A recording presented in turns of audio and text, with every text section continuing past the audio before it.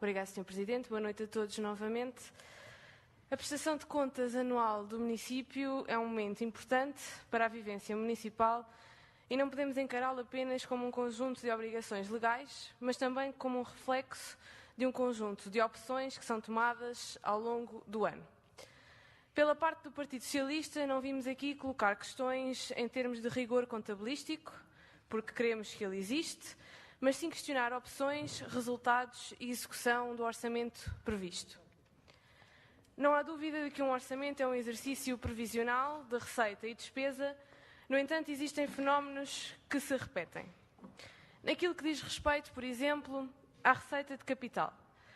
A questão que se coloca é porque é que se apresenta uma execução de apenas 11,5%.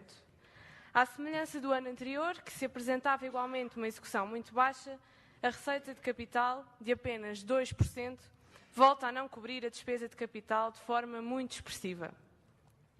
É positivo diminuir o recurso a um empréstimo de curto prazo, como está referido no documento que nos foi entregue, porém, não é só isso que compõe esta rúbrica. E aquilo que diz respeito aos bens de investimento fica também muito aquém daquilo que foi previsto.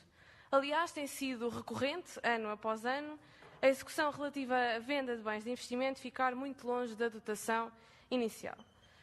Neste sentido, por que razão é que a execução fica tão longe do previsto?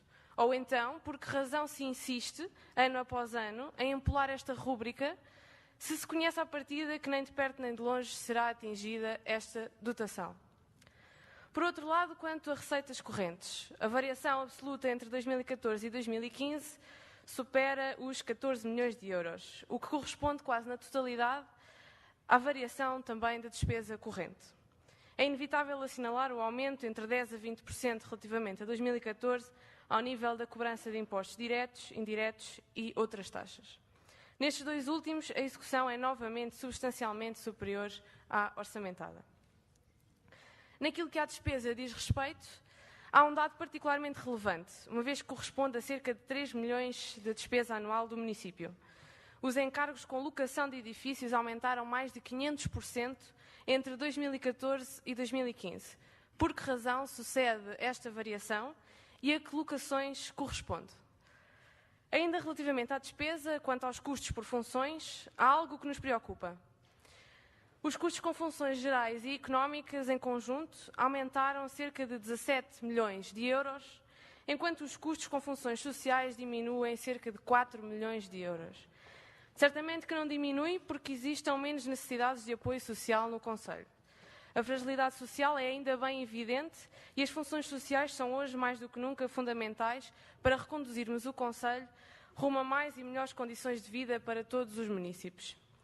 Assinalando a devida importância e imprescindível certificação legal de contas, preocupa-nos que existam ainda 2,3 milhões de euros em paridades não registadas pelo município.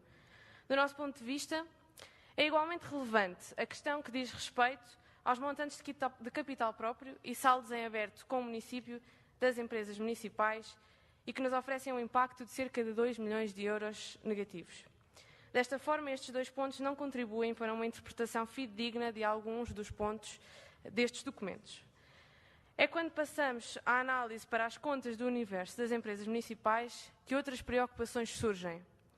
O município, que é o principal interessado pela saúde financeira destas empresas, volta a concentrar-se como um dos principais devedores. As contas apresentam, por exemplo, mais de 7 milhões de euros em dívida da Câmara Municipal para a EMAC e de 2,5 no caso da Cascais Próxima. Assegurando funções relevantes para o município e sendo esta a opção da Câmara Municipal para as assegurar, é também a Câmara que deve ser, em primeira instância, e deve zelar para a regularização dos montantes em dívida e que as empresas prossigam os seus objetivos de forma sustentável. É ainda na Cascais Dinâmica que residem algumas preocupações decorrentes da certificação legal de contas apresentada, nomeadamente ao nível de provisões não constituídas quanto a créditos com antiguidade muito relevante. Por último, gostaríamos ainda de deixar uma nota de que, quanto à empresa municipal EMAC, a certificação legal de contas fornecida está completamente imperceptível e não sendo por isso possível avaliar ou interpretar o conteúdo do parecer dado. Para contribuir saudavelmente para este debate e discussão, É essencial que os documentos que são fornecidos a esta Assembleia se encontrem em condições de análise. Caso contrário, vemos também comprometida a nossa função e atuação de fiscalização. Obrigada.